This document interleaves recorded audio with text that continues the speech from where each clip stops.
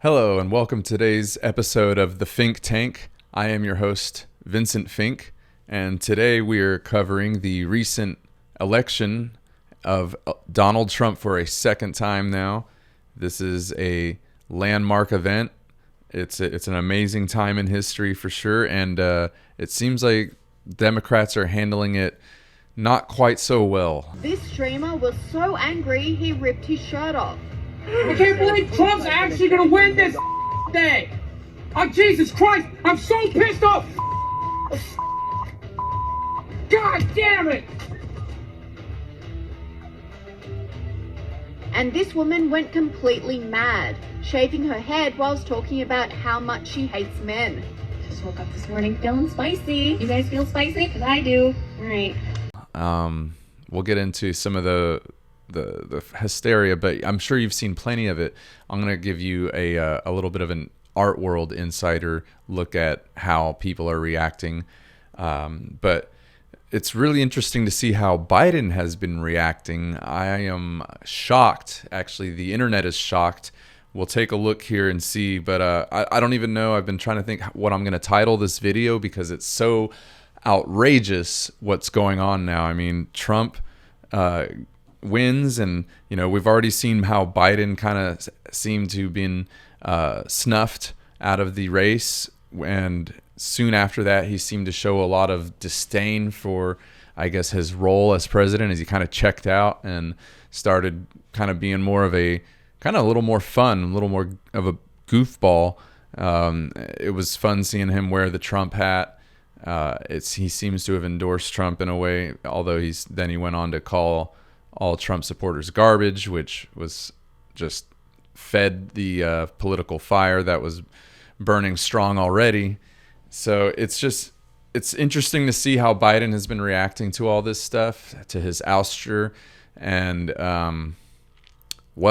you got to see this clip. We're gonna watch it. It's Biden's I guess farewell or concession speech. And I mean, I don't know what to call this. Trump and Biden win. Trump wins and delivers Biden relief. Biden handlers take him off the drugs. The best Biden is fail Biden. I don't know. You tell me. Let's take a look. Right here.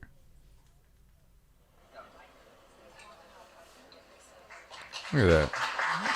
Little pep in his step.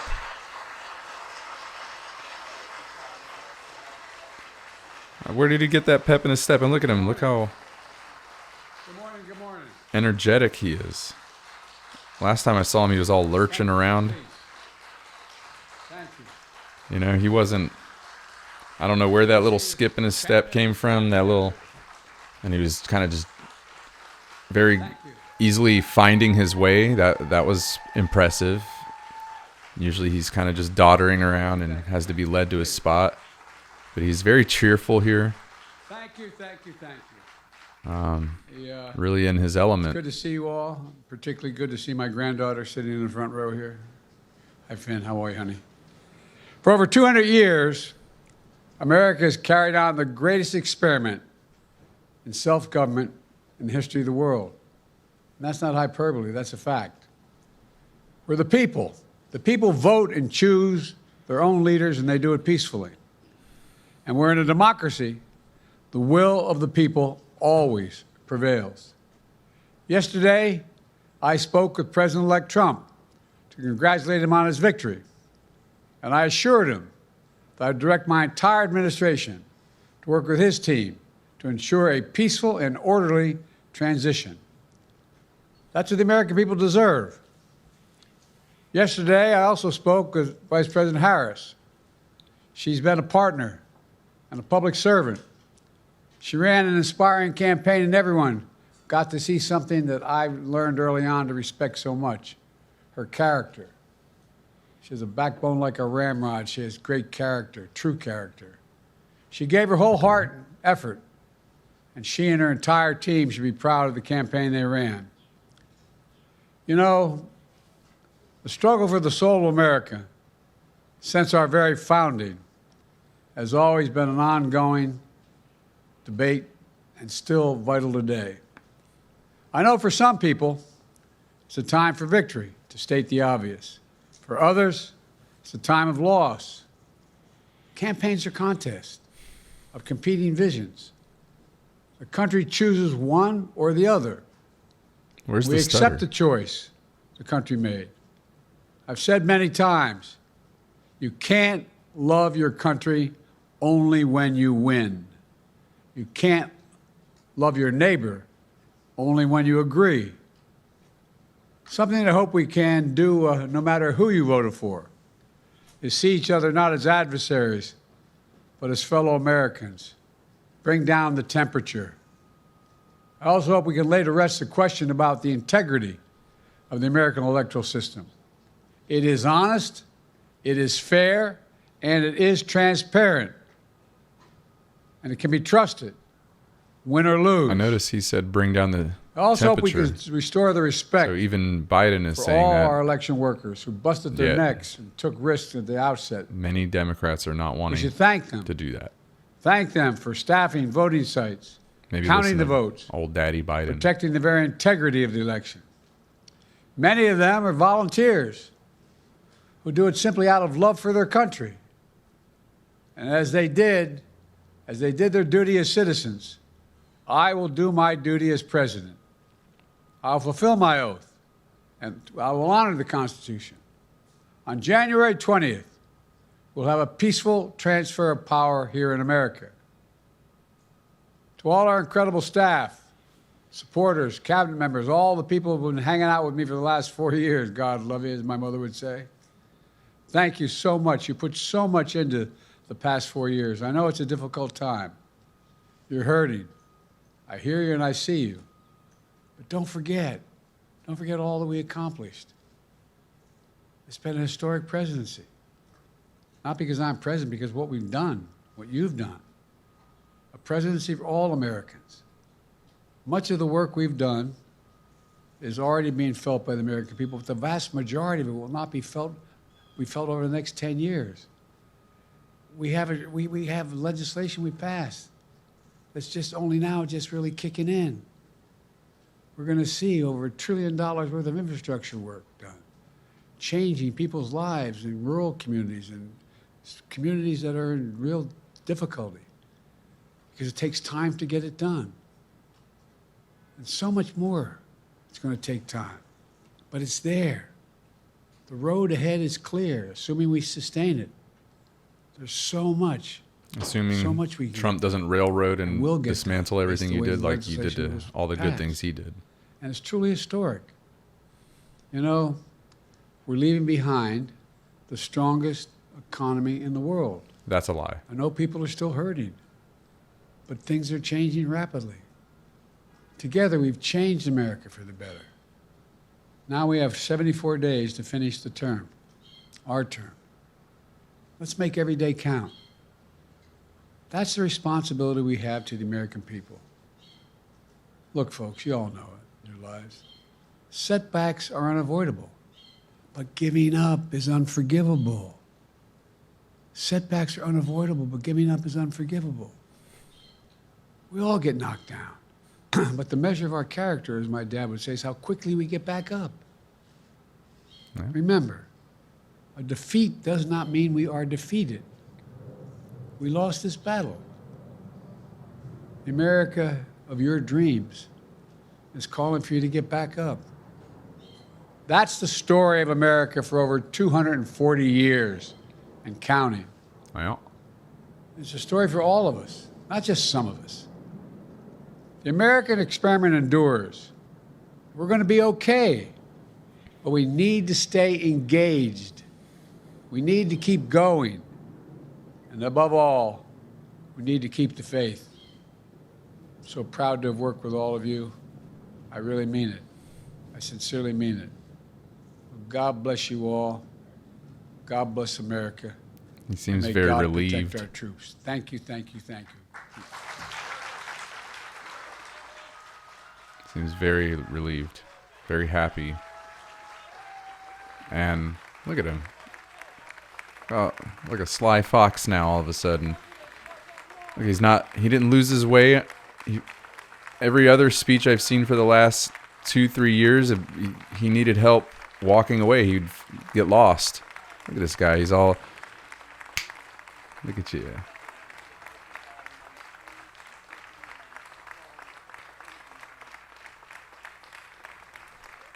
I'm blown away that he didn't fall or bump into something or lose his way or stumble on his words, or it's incredible. Like I'm just flabbergasted. I mean, how do you explain this? What happened here?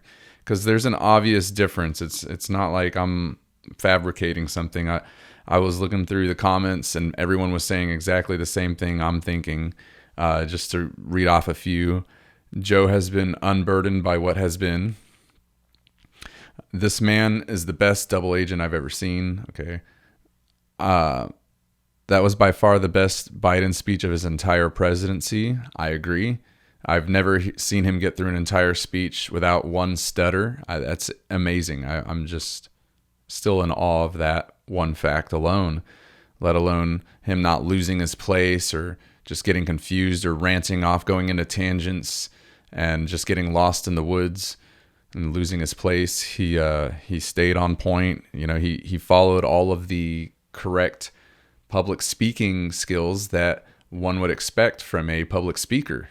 And he hasn't had that in a long time, pretty much his entire presidency. Yeah. And even during the campaigns. That's certainly not the same Biden I saw in the debate earlier this year. That guy was fumbling and foolish. This guy's like, how long did he have this speech prepared? I mean, because it's like, was he practicing this speech for the last 3-4 years? Maybe so, because he knew he wasn't going to come back. Someone else says, ain't never seen Biden sounding this happy. Not seen him look this happy for years. Bro's stutter left as soon as Trump became president. Maybe it was like a curse or something, right? Maybe some kind of like mental tick. It's like inside he knew the whole time as he's facing this opponent that this guy is better than me and I am unfit and he should really be the one in office. And so I'm just, stuttery and just like it's a mental tick, right? And as soon as finally he gets out of this place that he put himself in ever since he started campaigning against him and started stuttering, now all of a sudden the stutter's gone and it's like old Joe. It's like fucking 10, 15, 20 years back of his mental capacity. What the fuck? And again, like just his hatred for Kamala is visceral. We can all feel it and see it just from the debates in 2020, the things they said about each other and how they kind of pretended to just brush it under the rug, but that never seemed to really happen. Man, it looked like a pretty bad situation there, especially when he named her the border czar and that was all over the news. And then she did absolutely nothing but leave the border in a complete catastrophe open. So that kind of ruined their chances of re-election there, of course. That dude is so happy that Kamala lost. That's the most coherent he has been his whole 4 years in office. Does nobody else find that strange? These are comments that other people are leaving. He seems rather casual considering for 4 years they said Trump will end democracy. Good point. I am not a fan, but that was a halfway decent speech, one of his best. That's honestly the best he's spoken in 4 years. That dude voted for Trump. This is the most I've ever been able to understand him during a speech. I'm in complete agreement. It's like, who is this? This is the Joe Biden that I guess could have been had he not have been under extreme pressure, voodoo magic from Trump, or which would be a lot less of an esoteric or perhaps equally strange, but maybe a little more scientifically plausible, is that maybe the deep state had him drugged. Maybe he, that's what it looks like. All right.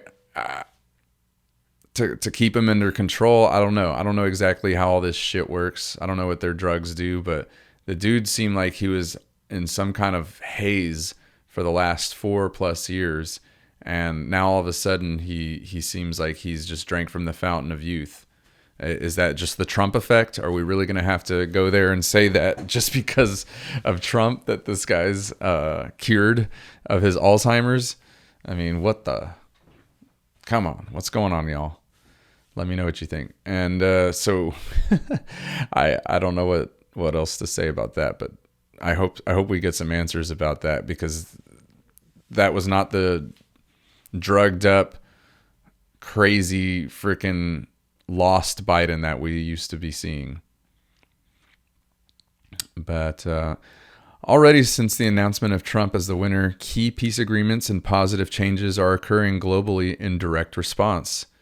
This definitely flies in the face of all the fear-mongering that the left has been doing, and all of the deranged leftists who are screaming about their problems with Trump, that usually kind of all come down to one strange thing that, doesn't seem to matter as much as all these other things going on. But let's take a look at the Trump effect. 72 hours after winning the 2024 election, first female chief of staff appointed. New York City to stop giving debit cards to illegals. U.S. companies bring production home. Stock market hitting all-time highs. Bitcoin hitting all-time highs. Newest migrant caravan breaking up. Qatar agrees to evict Hamas leaders. Hamas wants immediate end to war. That's pretty amazing. Taliban claims to want new chapter. What? China wants peaceful coexistence. Russia is ready to speak with the U.S. EU wants to buy U.S. gas, not Russian gas. Because, we're going to drill, baby, drill. Ukraine leaders in talks with Trump/Elon. Reminder, Trump will be in president-elect for 72 more days. This is only the first 72 hours after winning the election. He's not even in office yet. So eat 'em and smile, like your hatred is not warranted. It's false. It's a waste of energy. And it's really sad that some people are just so tricked and under this spell, this Trump derangement syndrome. It's really bad. I've actually had deranged leftist artists who are hailed in the art community make these shit remarks in public about how basically they think Trump supporters are garbage and detestable and of no moral virtue, I guess, and yet they are willing to take your money though. They think you're stupid and they hate you, but they will take your money, and they'll even laugh in your face and say that, posting in public forum. And my friend Daniel, who I've had on the show here, he confronted the artists, because these are local artists here in Houston, and they actually even to the other artists, to the deranged leftist artists' credit, he actually did come to meet and talk with Daniel in person when Daniel, I guess in essence, challenged him to, said, hey, why don't you come over and let's talk about this? But in that conversation, we found what could not be described any other way other than racist beliefs, and quite dark and demented in all actuality. And I guess this is just, a look into one leftist mind, is not everyone as a whole, but certainly not a well thought out understanding of things. It was about the illegal migrants increasing crime, and he was basically like, so what? So what? Crime happens anyway. People die anyways. And it's like, whoa, bro, that's the answer? No, I mean, society does not have to be like this. You don't have to accept crime and filth in the streets. Okay, people, if your Democrat leaders have led you to believe that San Francisco and the streets that we see, that even in Houston, I mean, my hometown here, like, it doesn't have to be like this. I mean, we can have a better society. So don't let anybody try to convince you that this is the price that you pay for diversity or democracy or whatever it is. That's a fucking lie. All right. We deserve better. We've had better. We used to be better. Okay. So let's get back on track. We don't need any of that sass though. But yeah, I mean, I post about peace and get mobbed by angry leftists repeating mainstream news talking points. It's sad, you know, because you have lifelong friends and colleagues, people that you've hung out with, worked with, went to school with, and known for decades, and now they're willing to end friendship, end all of that, just because you are supported the other side, who is labeled as a racist, xenophobe, misogynist, intolerant bigot, right? So you are all of those things, or at least you support all of those things, and that these are unforgivable things, right? And especially the main wrong here that they always point to is the Roe v. Wade, the women's abortion rights. They like to say women's child care. What do they call it? They use terminology that doesn't even make sense. It's like they should call it abortion rights, or, you know, the right to end a life, right? You know, because that's really what it is. Let's just call a spade a spade. Whether you're into it or not, you know, you could say, hey, I'm okay with killing a baby. I'm okay with killing my babies. Okay, fine.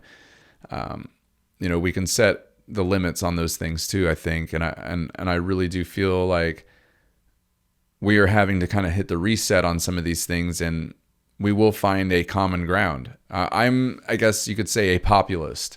I'm not so extreme on either way. I think there is a common ground. I think we can all agree that there is a point when this is acceptable, and there are situations where it is completely non-acceptable, right? So let's just get that sussed and we'll be fine, okay? But there are actually bigger issues. Unfortunately, people eat more often than they abort their babies, okay? And so the economy kind of matters more, all right? That's just the facts of life, all right? We have to eat to survive, and this is, I mean, we have a lot of more problems, not to mention population decline. But yeah, so let's get the economy back on track. We're going to start building our industry from within. Our country's about to see a golden age of prosperity, I believe. Trump has a coalition behind him of some amazing people who are highly successful and very intelligent, and have the right idea about how the U.S. government is structured and what made it work so well in the past. There's a reason why we are the apple of the eye of the world, and everybody comes here on rafts made of literal trash from Venezuela and other communist countries. That's right, from communist countries. And they come here to this capitalist country because this is where opportunity is, all right? And this is where anybody can make something of themselves from nothing. At least that was how it was. And that's why a lot of the people who have come here legally actually voted for Trump in the Mexican and Latino demographic, because they did it and they understand what's happening. They see what's happening to their jobs and the money that they're being able to make. And, you know, people hire them less, right, when they have less money in their pockets. So thank you, Bidenomics. All right, y'all guys had your chance. The economy boomed under Trump until we hit COVID. It was about to open back up, and then Biden got in and shut it all back down longer, let it slowly bleed for a bit longer, and then we kind of slowly woken out of that, and yet still just with all the bad deals and all the inflation that he's created, with all the money that could have been going towards Americans and bettering us, have gone towards Ukraine. You know, so too many bad choices have been made, and the weak leadership has shown. He exuded weakness, and this was his strongest speech, was his goodbye speech, his failure speech, because perhaps the best thing that Joe Biden can do is fail. And nobody fails more eloquently than Joe Biden, except for perhaps Kamala Harris. But no. Joe Biden had the best fail speech. Kamala still tried to cackle a little bit and make a joke and laugh it off, and it was just very off key. It's like, this isn't a laughing time. You lost. You let everybody down in your party. Nobody's laughing with you, Kamala. Nobody's laughing with you.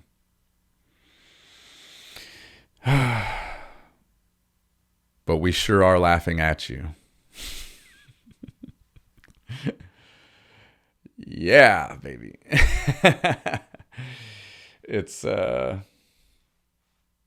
gonna lie, it's kind of fun watching her fail, because she was awful. And how dare you say that Trump is such a threat to democracy, you Democrats and leftists, to say that he is so much a threat to democracy that you would usurp your own democracy, in essence, to try to stop him. No, you can't do that. You can't do that. You can't take away democracy and take away people's primaries in the Democratic national election. They never got a chance to even vote on who they wanted their candidate to be. You just shoved her in there after Biden was already supposed to be the guy, after already one debate. You can't do that. So shame on you, Democratic Party. And if you're a Democrat, you should be royally pissed at your party for proving that they actually have nothing to do with democracy or how this republic functions. They are all about telling you what to do and usurping democracy, using the words like democracy and all this stuff to try to, as like window dressing, right? To make things sound pretty and draw people in and make promises. But really, all you want to do is tell us who to vote for, insert the people. You inserted Biden, then you wanted to insert Kamala, and you wanted to insert the next person, so that there really would never even be another elected president after Trump. And who knows what's going to happen after Trump this time. We better make sure we keep what we've done here and really prove that that we can do better, because the election, it could have gotten stolen this time. But I've seen that supposedly a lot of those truckloads of unmarked ballots that magically appeared at midnight during the 2020 election that gave Biden the voter Viagra he needed to just barely win when Trump had a historic amount of votes. That was interesting how that happened, and it's really strange how it got thrown out in court with all that video evidence of people pulling bins out from under their tables after they told everyone they were done tabulating for the night. And yeah, the fake water pipe bust that there was no evidence of. All those strange things didn't happen this time because we were ready for it. And so we got to be ready for it the next time too. There was police and news crews there waiting for those truckloads to arrive, and they were not able to boost in the way that they did last time. Now, I'm sure plenty of other shenanigans happened, but not enough. And as long as the American people make their voice heard, this was a popular vote win. And as well as electoral vote win. So there's just really no arguing. You can't pretend like you're like better than more than half of America at this point. We can all just either agree to disagree, as I tried to say on my social media, and had deranged leftists barking me down, trying to dogpile me once again. I guess I've become kind of immune to it now, finally, at this point. And hey, fuck it. I didn't even say anything other than let's all just try to get along. I actually really do try my best to just reach a hand out to everyone and be like, hey, let's just figure this out. Let's do this, right? America, we're all on Team America, aren't we? Are we all on Team America or Team Humanity? Let's go to the fucking stars, man. We're going to the moon, all right? We got Elon Musk is going to be in this administration, and he's the guy who's advancing humanity to the stars, to first back to the moon and then to Mars, all right? It's amazing. It's an amazing time to be alive and to have these kind of people in charge. It's so fucking inspiring. Really, it is to me, because I'm a space cadet and I want to go. All right. I want to go to the moon and I want to go to Mars, and I want leaders in charge who have those kind of visions, like John F. Kennedy, you know, that we need those kind of bold goals and bold thinkers in charge, making things happen. So, and we have RFK Jr., who's going to be in this administration, helping to hold the FDA to accountability for once, after all the garbage that they've allowed into our food supply. Finally, the American people are going to start eating healthy again. Man, that's something that everyone can get behind. You can't possibly be that deranged in Trump, TDS stricken that you don't want better food for you and your children and your families and the rest of the country. I mean, come on. It's just, these are things that we can all agree on, I think. And we all need to kind of just open our eyes a little bit and maybe admit that we're wrong. If you just, if you're screaming and you're crying and you're blown away that you're hearing me say this because you think I should be like rallying against Trump right now, like, no, I want my country to succeed. I like prosperity in my country. I like seeing these things happen. I like people talking about holding the FDA accountable and getting better food in our systems and getting us up into the stars and just making the industry run again, making America a place that actually manufactures things again. These are things that we need to do. Okay. So wake up. Sorry if you can't. But we're moving on. All right. We're going to continue making progress and moving up. Okay. And, I don't know, you can hang out here with the flat earthers or something. I don't know. But, anyways, I just really do want to just emphasize this final point and just say, let's try to keep an open mind. All right. And give everything a chance. I always start each new presidency with that. And like, I do want the best for my country, even if I hate this person, right? So just try that and see what happens, because I really think that we are on the verge of a new age of prosperity if we can just kind of make these next few moves and kind of stay on that track. And I plan on doing the same. I've been working again doing graphic design, so doing t-shirt design. This is actually the latest screen print I've done. From a painting I did, actually. You can check that out in the shop. You can check out all my t-shirts in the shop, actually, if you want to get this one. Cat wireframe. Got tons of others. You can go to point506.com. That's POINT 506.com, or my own website. That was the clothing site. My art site is vincentfink.com, VINCENTFINK.com. And check me out on Patreon if you want to support.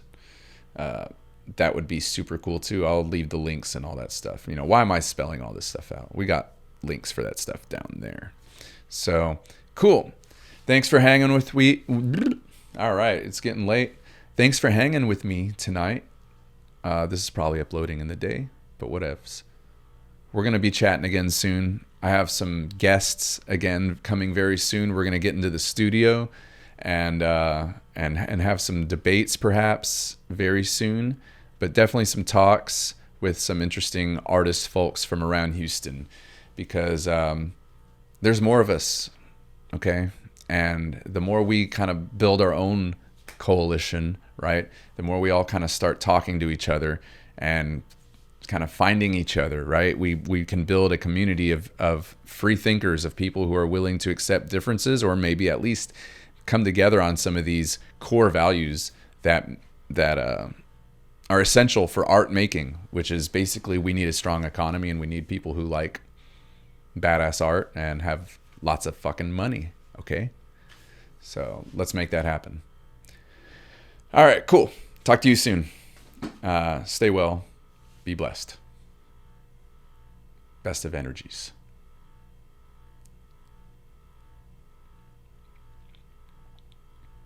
Oh yeah, we're back, baby.